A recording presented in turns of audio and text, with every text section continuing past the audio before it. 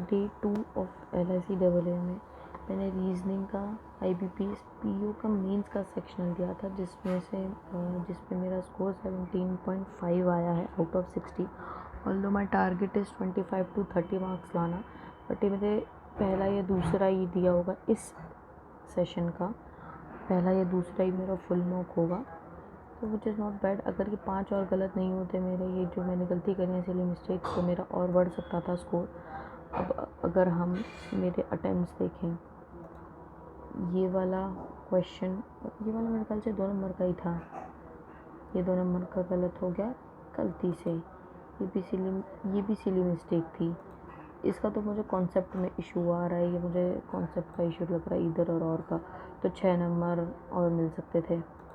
बाकी जो ये वाला है, ये भी मैंने सिली मिस्टेक कर दी। इसमें क्या, इस वाले से भी हमें ढूंढना था कि इसमें से किस स्टेटमेंट से इसका सॉल्यूशन निकल जाएगा, तो किसी से भी नहीं निकल रहा था, सब में पॉसिबिलिटीज़ आ रही थी, इसमें भी पॉसिबिलिटीज़ आ रही थी।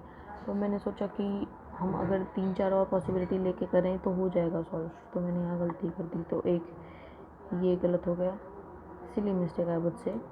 और ये तो रीजनिंग लॉजिकल वाला, तो ये रिस्क मुझे लेना ही नहीं चाहिए था। बाकी जो क्वेश्चन छूटे हैं ये भी मेरे ख्याल से आसान था, पर मुझे इसका स्टेप 2 नहीं समझ आ रहा था। उसके बाद नेक्स्ट ये क्वेश्चन, ये तो मैंने पढ़ा ही नहीं है, क्योंकि इसमें 2 कॉन्सेंट्रिक स्क्वायर थे और उसके बाद ब्लड रिलेशन था, तो ये तो मैंने पढ़ा ही नहीं।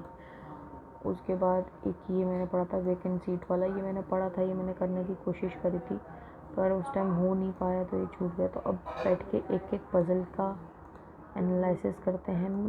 पूरी पज़ल से ही भरी हुई है, सब पज़ल से ही भरा हुआ है पूरा पेपर, तो इसका एनालिसिस करने की कोशिश करते हैं। And my score is not very poor, इतने मार्क्स में भी मेरी 59% आ गई, almost 60%। 25 is very good number. अगर 60 में से आप 25 स्कोर करते हो रीजनिंग में, मेंस में, which is a very good and decent number, तो 25 से 30 लाने की कोशिश करते हैं। मिलते हैं नेक्स्ट मॉक में।